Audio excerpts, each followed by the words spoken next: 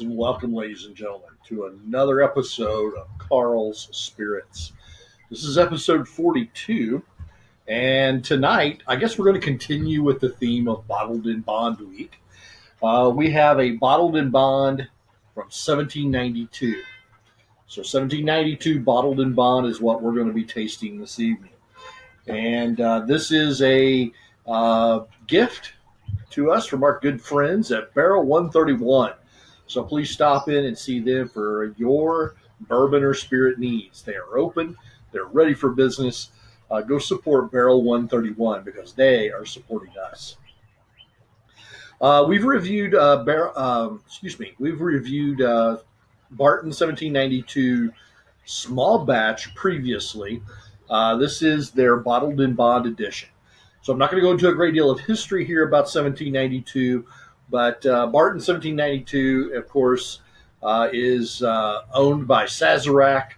It has been owned by Sazerac since I think 2009, but it has been a producing distillery, Barton Distillery, in Bardstown, Kentucky since 1879.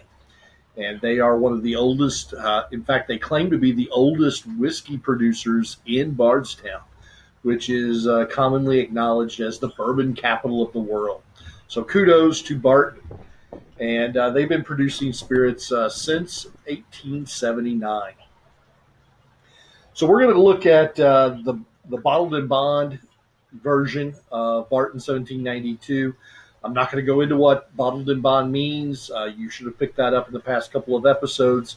But this particular pour, 1792 bottled in bond, we don't have a mash bill.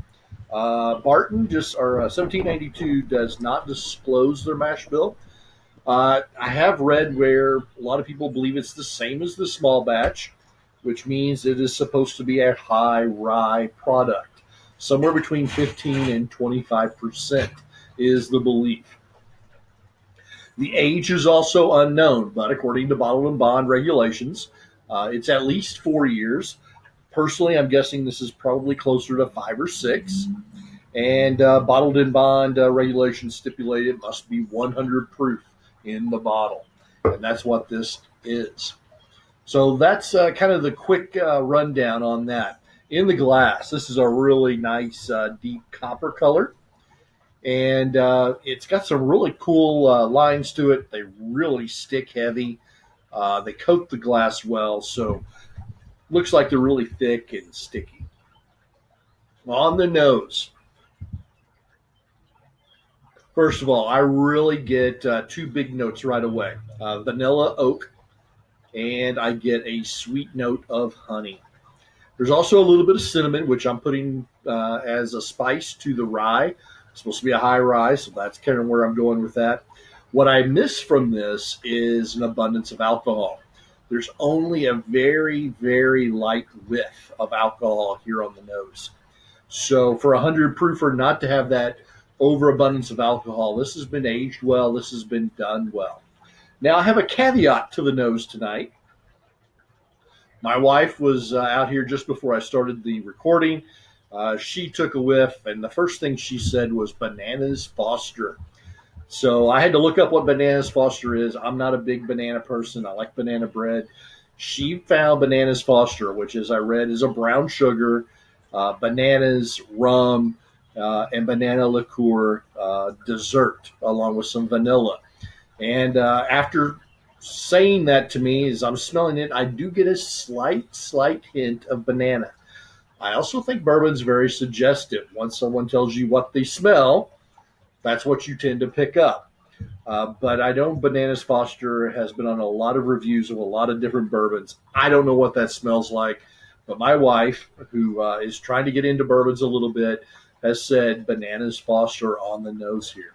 So, to my wife, good job. As far as taste,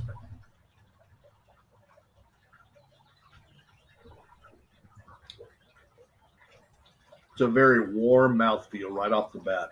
It's also very oily, not chewy in the slightest. It's pretty thin, to be quite honest, but it does have a very oily mouthfeel. It coats your mouth very, very well.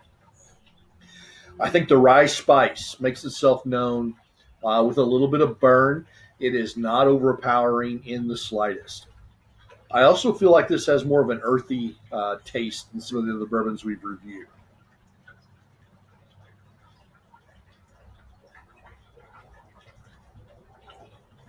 I get a lot of oak notes, and that's freshly sawn oak, by the way. I get some maple syrupy notes as well. The honey also makes an appearance here. In fact, I think there's a lot of honey in this taste. And toward the very back of the taste buds, I'm getting more of that caramel and vanilla, that very familiar bourbon taste.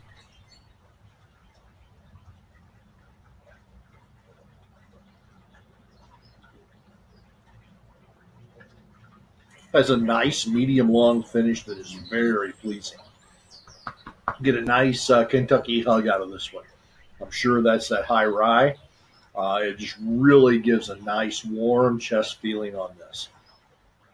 Now, having said that there's a little bit of spicy finish here, I also think there's some sweet finishes here. There's a definite caramel, a definite honey that really prevents this from being just spice. So it's not one dimensional at all. So I'm going to call this a very well balanced bourbon. It's got that sweet and spicy all in one. So my takeaway on 1792 Bottled and Bond. This is a very tasty, well balanced bourbon.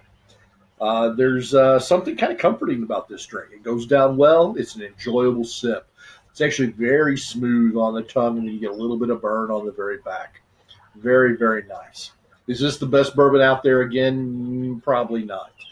But I think it's very good, and it is reasonably priced.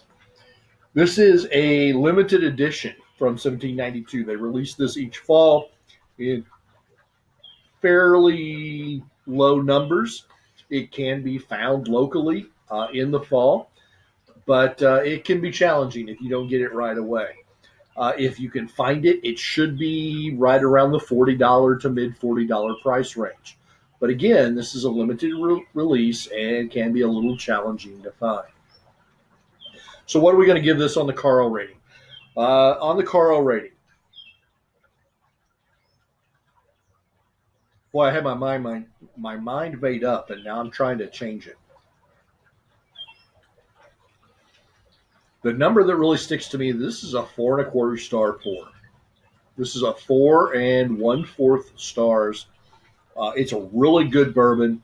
It goes down really, really well. I honestly, again, I'm a fan of high proof bourbons. I wouldn't believe this is a 100 proofer. I would think this is more in the neighborhood of 90 to 93. It just doesn't have that alcohol burn that a lot of bourbons tend to have at 100 proof. This is very well aged, very well crafted bourbon. And so for that, I'm giving it 4.25. It keeps from being a little higher because it is a limited release. It is allocated to an extent, and it's a little challenging to find. I would like to see a little bit more depth of flavor here and there, especially at the front of the tongue. But overall, I really enjoy this bourbon. So that's 1792 Bottled and Bond, ladies and gentlemen, from our good friends at Barrel 131. Guys, help those folks out at Barrel 131. They're helping us out. And as always, stay safe, peace, and happy pours.